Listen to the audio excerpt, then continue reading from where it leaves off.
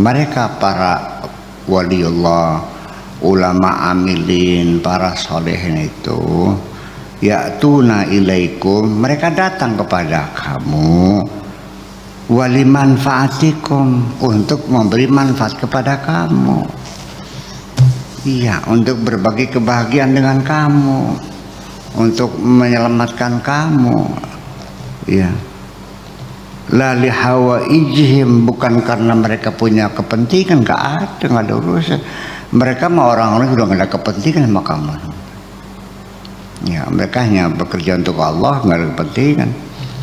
Ketika memberi sesuatu juga tidak pernah mengharapkan imbalan. Kesubun-kesubunnya beli-beli ya kita mah dikongkon aja.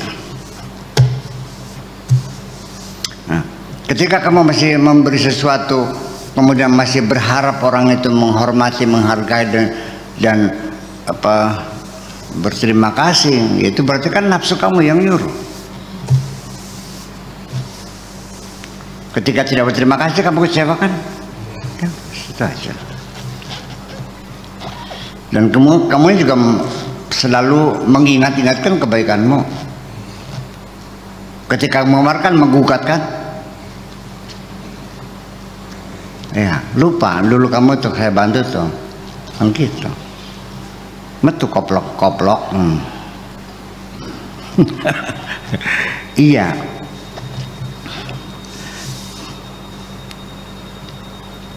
Jadi al-qawmu yatuna ilaikum walimanfaatikum la lihawaijihim. Mereka mendatangi kamu untuk memberi manfaat kepada kamu. Mereka tidak punya kepentingan dengan kamu, nggak ada urusan. Enggak bakalan minta tolong sama kamu. La hajatalahum ila ahadin minal khalqi, mereka sudah tidak membutuhkan apapun dari siapapun kepada sesama, nggak bakal minta-minta sama kamu, bukan. Mereka sudah nggak punya tujuan apa-apa. Fi hibalil khalqi yaftuluna, dalam merajut tambangnya, dalam hal membuat hubungan kemakhlukan, kemanusiaan, mereka yang memintal tambangnya itu. Artinya mereka yang lalu berusaha untuk mempersatukan umat ini, ya, bukan memecah belah. Jadi artinya kalau ada kiai yang memecah belah, ya pasti bukan waliullah dong. Mana mungkin waliullah memecah belah? Iya, ya pakai ya yang sehat aja dulu. Masa waliullah memecah belah? Waliullah ya mempersatukan orang. Ibarat kalau bikin tambang, ya mereka yang memintal tambangnya kok diikatnya bener. Pangapuran bayi ya, salaman dah ya, jangan ada dendam, jangan ada kebencian mulai hari ini ya, sobat ya. Ya wes ya emang enggak, udah nyangkos saya balik ya kan gitu. Ya tapi ya kalau kamunya tidak punya pengetahuan semacam ini, yang bubar ya memperlakukan orang sama ya kan kiai kan ya sejen. Kalau kamu lihat ilmu ya mungkin saja yang ulama syariat ya, artinya ulama zahir ya ilmunya lebih banyak mungkin ya. Tapi ulama yang khawas ini kan mungkin aja ilmunya pas-pasan, tapi ya iya ilmu lain ceritanya gitu. Walibunyanihim yusayyidun, dan ketika ingin membangun ya mereka yang jadi tukang membangunnya, dibangun peradaban baru, bikin mana kan gitu, membangun sesuatu. Walihim yasfaun, dan mereka juga yang memberikan rekomendasi, syafaat itu rekomendasi, maka syafaat ya didukung, didoakan mereka gitu. Ya ketika orang itu belum kenal Tuhan, belum ma'rifatnya, boro-boro nggak kena, ya malah justru ada orang punya tujuannya moga-moga tidak tercapai. Begitu tercapai benci dia, Keluar gosipnya, nyupang segala macam, ya kan begitu. Iya, iya, nggak ada urusan sekalipun hafal Quran kok. Iya, sekalipun hafal hadis, sekalipun punya pesantren, sekalipun tukang kholwat, sekalipun ngewer-ngewer tasbih, nggak ada urusan. Itu urusan hati. Ya jadi yang penting gini aja lah, kau waspada hatimu sendiri, coba dipantau sehari-hari. Kalau ada orang dapat rezeki, kamu marah enggak? Warung tetangganya laris, di Karawangi ada pemborong baru, ngalahin Pak Edi, marah enggak? Ya iya kan gitu. Ya orang hatinya baik ya enggak, ya alhamdulillah kita ada teman dagangnya barang-barang toko bangunan, ya barangkali saya nggak ada barang ya bisa ngambil dari situ. Malah kalau hatinya baik mah bukan bersaing saling membunuh ya, tidak, malah berterima kasih ada teman perjuangan bisa, ya akhirnya ya kerjasama yang indah akhirnya kan gitu. Ya kurang tukang ya pinjam tukangnya dulu deh, ini soalnya waktu udah mendesak sekali nih, harus selesai tanggal 10, tolong kirim tukang dong, tolong. Oke Pak Haji, kan enak jadinya, bukan saling jegal mencegah. Orang hatinya baik tuh untuk dirinya enak, orang lain juga enak kok. Kalau orang hatinya hasad mah, sebetulnya orang hatinya hasad itu apa sih? Orang hati itu orang yang hidupnya tidak produktif, ya nol hidupnya. Kenapa? Karena orang hasad itu tidak pernah punya cita-cita ingin mencapai sesuatu, enggak. Cita-citanya ingin menghancurkan orang. Kira-kira nggak laku warungnya, kira-kira nggak dapat jodoh. Iya, ada di hikmahnya itu, namanya dibundel supaya nggak dapat jodoh. Ada supaya nggak punya anak. Iya, bikin sakit, ya ada ilmunya, ilmu sihir begitu tuh. Ya itu dicari oleh orang-orang hasad tuh.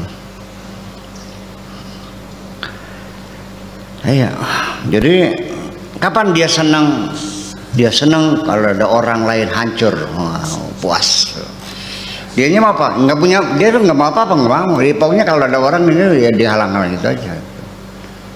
Jadi nggak produktif. Itu namanya virus, namanya virus hasad. Lebih ganas dari corona. Iya. Lalu hum jahabilatul haqqi azza wa jalla fid dunya wal akhirah. Mereka itu para arifin, para ulama, para abda, semua itu adalah serdadu-serdadunya Allah, pahlawan-pahlawannya Allah. Baik, yang mengantar diri Allah, yang merekomendasikan kepada Allah, yang membimbing mereka menghadap Allah dan sebagainya. Dan mereka nggak pernah minta upah apa-apa kok. Itu. Dan kita melihat sekali orang-orang yang seperti itu ya di masyarakat yang kata orang awam ya kalau diperlakukan biasa saja, dia kadang-kadang dimusuhi. Segimana orang itu? Orang segitu baik kok dimusuhi? Pernah nggak Anda melihat di suatu tempat orang yang dimusuhi? Ya.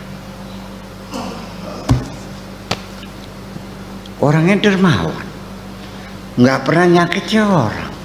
Terus yang jadi masalah apa? Ya, jadi kita jangan menghayal bahwa musuh kita itu orang yang beragama lain. Enggak, musuh kita dari kita sendiri kok. Iya, saya mau cerita ya, yang menghalang-halangi saya bikin pondok pesantren bukan orang Kristen, bukan orang Buddha, bukan orang Hindu, orang Islam sendiri. Iya boleh. Iya. Yang menghalang-halangi. Gimana lagi? Malah Bapak Tikun sering ngasih sumbangan, ngasih ngeri jet pump segala macam. Enggak, silakan dipakai, mudah-mudahan manfaat. Kiho ngasih, kita dulu belum punya tanah, dia kasih tanah kok untuk jalan setapak, dikasih. Bukan dia orang Tiongkok. Bapak Tikun dapatnya, dia bukan, dia orang Fucu ya, orang Fucu.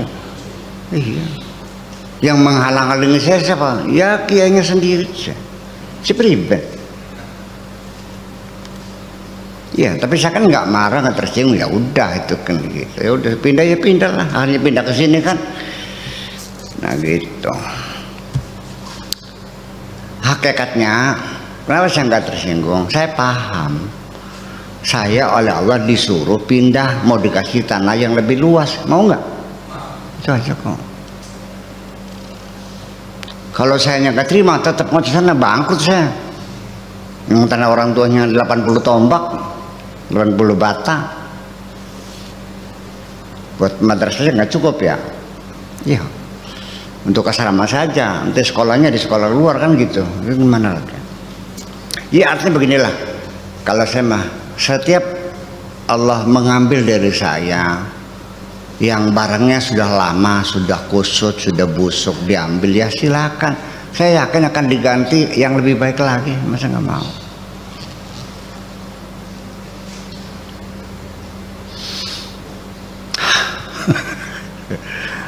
BMS seri 5 diambil, ya silakan aja, dikasih seri 7 aja. Ngandel boleh. Terus bukan gurau, ini bener. Itu sehari-hari. Nah, kenapa kamu sulit banget sih ikhlas sama Allah? Ya ikhlas. Udah apapun yang Allah ambil sih ikhlas, silakan, mangga. Iya. Jadi Pedi motornya hilang, jangan minta Allah suruh mencari motor. Tinggal pernah aja, ya Allah, aku ikhlas, aku ridho, motor hilang, ya silakan, barangkali sudah sampai di situ rezeki saya, mangga, ikhlas.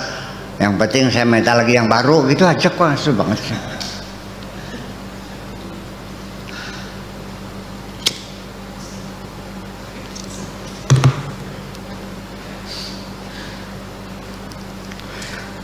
Betul kan?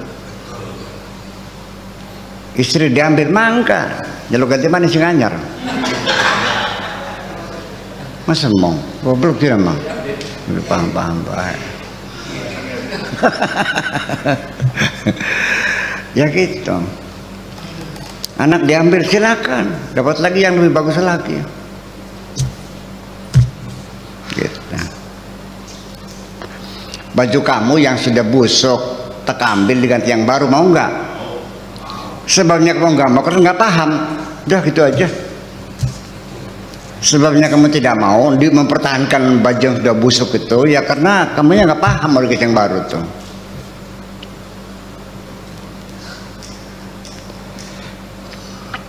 Itu kenapa kamu nggak paham? Kamu kurang mengamati, kurang menghayati. Kehidupan ini tidak pernah kamu hayati kok.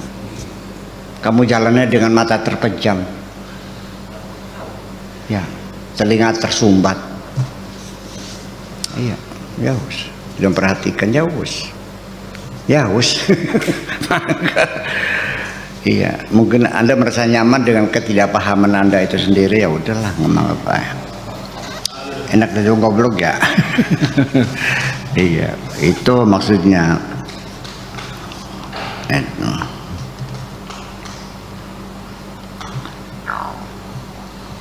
Fid dunya wal akhirah, mereka itu adalah pahlawan-pahlawan Allah di dunia dan di akhirat. Ish ya'khuduna minkum lakum la lahum. Mereka ketika minta sama kamu juga bukan untuk mereka, untuk kamu sendiri. Umpamanya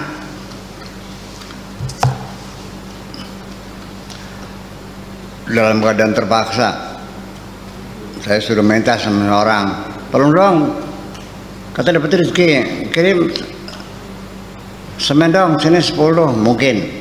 Kali saya belum pernah gitu ya. Kan bisa saya begitu kan? Ya kasih dong kalau ada mah. Toh mereka bukan mereka, buat anak cucumu juga kok. Iya kan? Yang menikmati juga masyarakat, bukan mereka pengunggah kok. Nah, ketika banyak masyarakat yang merasa kapok ngasih-ngasih begitu, karena terjadi kecurangan, ternyata dipakai sendiri. Meter sumbangan gendeng sama pabrik gendeng di Jatiwangi dikasih 1 truk dijual. Pesantrennya nggak ada. Haji Syahab, banyaknya orang muter-muter meter sumbangan masjid, tapi masjidnya nggak ada. Nah itu kan, ya dirusak oleh seperti itu. Kamunya nggak paham, dianggapnya sama lah, lah. Mulai hari ini sudah nggak ada sumbangan lagi dah, bohong semuanya gitu. Pas yang datang yang orang beneran, waliullah ditolak, nah cilaka kamu. Ya iya kan gitu. Makanya ya berhati-hatilah. Itu mereka tidak ini. Jadi atau begini aja lah syariat lah. Kalau memang ya kamu ingin jadi orang dermawan, ingin bantu, ada kepedulian sosial, ikut berpartisipasi, membangun pendidikan, sebab kita sendiri juga pemerintah sendiri kan tidak mampu menanggung beban mendidik anak bangsa, dananya nggak ada, nggak cukup. Makanya diminta masyarakat ikut berpartisipasi. Jadi kita nih bikin pondok di sekolah ini membantu pemerintah, bukan bisnis, bukan membantu pemerintah dalam untuk mencerdaskan bangsa ini. Paham, bikin ya itulah masalah nggak paham sih. Jadi ya pada saat membutuhkan ya bisa saja minta sumbangan lah, begitulah kan gitu. Dan dipakai benar-benar. Tapi kan terjadi kan begitu, banyak orang yang penipu mengasal makan bikin masjid pesantren nggak ada. Saya juga pernah digituin tuh. Ada orang bawa map minta sumbangan bikin pesantren, nggak usah disebut namanya lah. Uangnya kebetulan saya ada titipan uang dari teman dari Jakarta, tolong Pak Kiai disalurkan supaya tepat guna, tepat sasaran. Ya di Jakarta juga banyak orang yang hatinya baik, ingin hartanya dimanfaatkan untuk masyarakat. Titip mas saya kan gitu. Ada orang bawa map sumbangan untuk pesantren. Nah kebetulan pesantren itu saya kenal, teman saya seperti saudara. Jadi kan saya kan nggak mungkin uang jumlah banyak.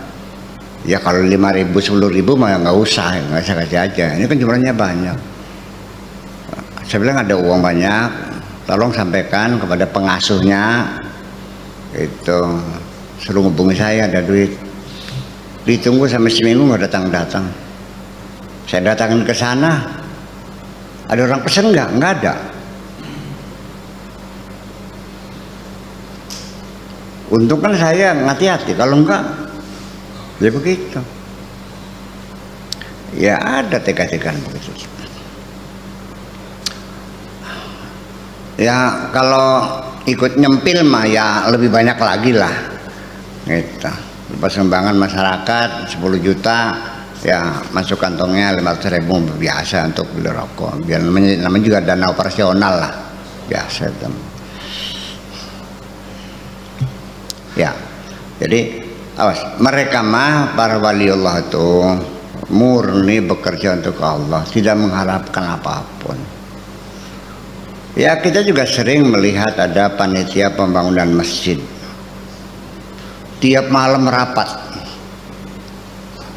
habis rapat mayoran, bekakak ayam, sate kambing, sop empal segala macam, teh tubruk. Saya bilang enak banget ya malam rapatnya. Ini dari mana dananya? Ya dari sumbangan. Cih. Orang nyumbang tuh buat mayoran, buat makan mewah-mewah, panitia kamu. Rapat silakan rapat, bawa kue masing-masing dari rumah gitu aja kok. Nggak ada masalah. Kan gitu. Jadi akhirnya yang nyumbang kan jadi akhirnya malas ya gitu. Ada sampai masjid sampai 14 tahun nggak jadi. Rumah panitia yang jadi. Sampai jalan ambles jalan. Kalau kan mobil truk bawa motor berat, kalau ada sesar kan jalannya kan pelan-pelan, ambles kan. 14 tahun ya, sekarang udah jadi kok, alhamdulillah. Gitu.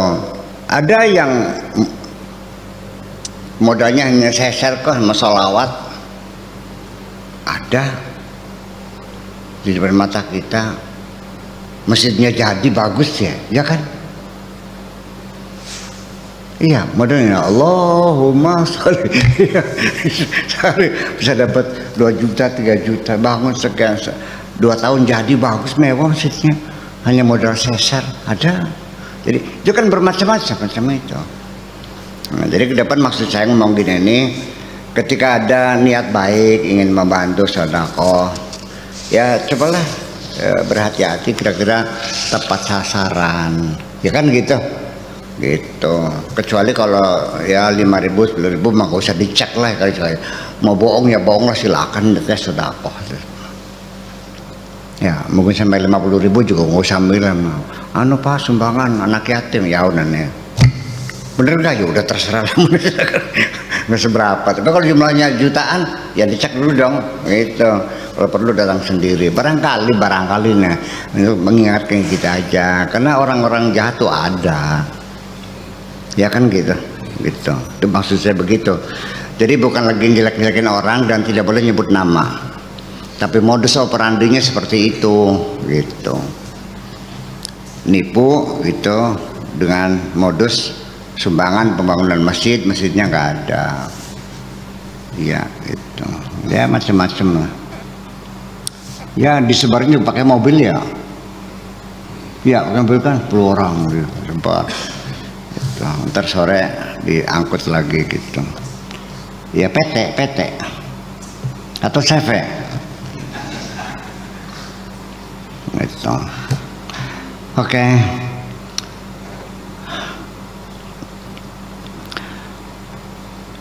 Jadi ya'khuduna minkum lakum la lahum syughluhum an-nushu lil khalqi. Tujuan mereka tidak lebih hanya untuk menasehati, sebagai juru nasihat kepada sesama, kepada makhluk ini. Wadawam alaihi, dan juga untuk menyambung apa namanya, ya memberikan nasihat yang berkesinambungan terus, secara rutin menyambung nasihat-nasihat, membimbing orang. Iya, oh ya pasti yang nggak galak, nggak nyumpahi orang sih ya baik-baik aja. Ya. Lianna makana minallah azza wa jalla fahuwa yadumu wa yathbutu. Karena apa saja yang datangnya dari Allah, cirinya itu adalah langgeng dan kontinu, berkesinambungan. Jadi apa saja kalau memang itu maksud tujuan itu memang bersumber dari Allah, biasanya langgeng. Ya. Wa makana min ghairihi, kalau datang Allah fala ya tidak. Sampai pesantren juga kalau memang dia yang niatnya benar, langgeng ke pondoknya, berkesinambungan, iya kan? Kalau enggak ya boro-boro anak cucu mah udah nyungsep jauh, udah bubar. Cirinya lagi nih kan gitu. Orang bener enggak, lihat aja. Iya, watunya tuan nom. Nah, biasanya yang nyungsep tuh watunya nom ya. Itu peribahasa bahasa ini. Jadi kalau yang watunya tua itu biasanya langgeng. Kalau yang nyungsep gitu ya itu watunya nom. Kan begitu ya. wah tenar pes hilang lagi tangkap KPK. Ya kan gitu. Nah, itu jadi ini mah bukan waktunya, memang dia bergerak itu artinya berkiprah itu memang karena asalnya dari perintah Allah, ikhlas murni untuk Allah kan begitu, maka berlanggenglah ini berkelanjutan. Tapi kalau niatnya untuk kepentingan pribadi ya biasanya nggak langgeng. Iya, ada aja masalahnya, itu bubar. Sampai sekarang banyak nggak batang bangkai pesantren? Banyak. Nah, saya mencoba ingin membangun lagi, susah. Jadi masih mending bikin yang baru aja. Kita membangun pesantren di atas puing-puing kehancuran pesantren yang lama, sulit.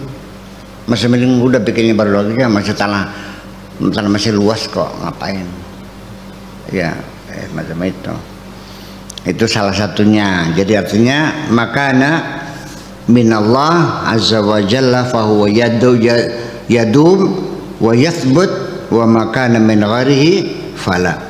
Ukhdum ala ilma wala ulama, berkhidmatlah di bidang ilmu wala ulama dan ulama. Berkhidmat berilmu itu ikut membantu, ikut mendorong, berpartisipasi, membangun keilmuan. Di tetangga kamu ada madrasah, dibantu dong madrasahnya, jangan cuek aja. Nanya gurunya honornya berapa, 1.500 sebulan. Anak istrinya gimana makanya? Orang kan nggak mikir gitu. Musbaeka ngajar sendiri enggak, orang yang ngajar juga dia nggak perhatiin. Ya bantu, madrasahnya bantu, ya ikhdim al ilma wal ulama, dan ulama juga dibantu. Nanya pakai udah makan belum, kan gitu, bawa ayam bekakak gitu, mangga. Iya dong, bagi-bagi tugas. Kamu ya kasih siap pernya kelos nyawas ngambak, ya tapi bagi-bagi ustadz nih kondusin dimakan, gitu. Atau dibalik, kamu yang ngajar, yang saya usaha, sok mau yang mana? Ayo pede, sok mana pede yang ngajar di sini, saya yang usaha, saya juga mau, gitu. Ya gitu, begitu membangun kebersamaan.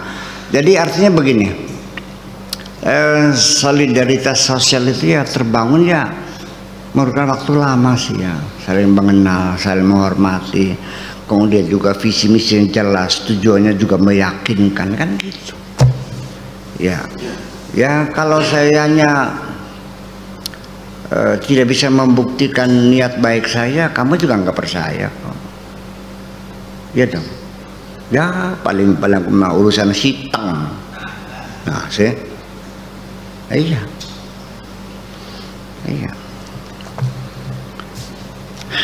Ya banyak orang yang berkeluh kesah begitu. Ya kalau begini, kalau kamu nggak bisa bantu, nggak usah ngomel lah. Kalau bantu silakan bantu, kalau ya udah. Bantunya enggak, ngomelnya iya. Itu juga nggak benar. Bantunya enggak, ngomelnya iya. Ya orang bawa map. Apa itunya? Musola, sumbangan, baru selesai madrasah, sekarang musola. Setelah musola apa lagi? Marah-marahnya iya, ngasih enggak? Enggak.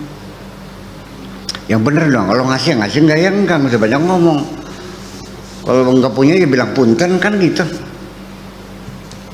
Jadi ya seperti itulah kira-kira. Barangkali orang yang datang meminta bantuan itu orang benar, kita kan nggak tahu. Ya walhasil gini aja lah, selalu baik-baik aja lah pada siapapun, gitu aja dasarnya kan gitu. Nanti kan kamu kena kualat. Iya. Gitu. gitu. Wa dawam alaihi ukhtimal ilma wal ulama al-ummal, ya, ulama-ulama yang ambilin, maksudnya ulama yang ambilin, bukan ulama sekedar pinter ya, tapi ulama yang mengamalkan ilmunya, kan gitu. Wasbir ala dzalika, dan bersabarlah ketika kamu mengabdi untuk ilmu pengetahuan, untuk orang-orang alim yang beramal juga yang sabar. Ya, sabar itu gimana? Ya, pada saatnya orang alim itu membutuhkan dana, kamu ada, ya gimana? Salah, yang sabarlah, ya udahlah. Ya, paksa kamu hari ini puasa. Ya, bantu ulama dulu dong, kasihan itu. Soalnya buat gaji guru segala macam, sedikit hemat aja lah. Sampai seperti itu, bareng-bareng. Nah, ini kalau ini terbangun kebersamaan seperti ini, indah macam ini, tidak lama negeri kita menjadi negeri yang subur makmur. Nantinya mah iya.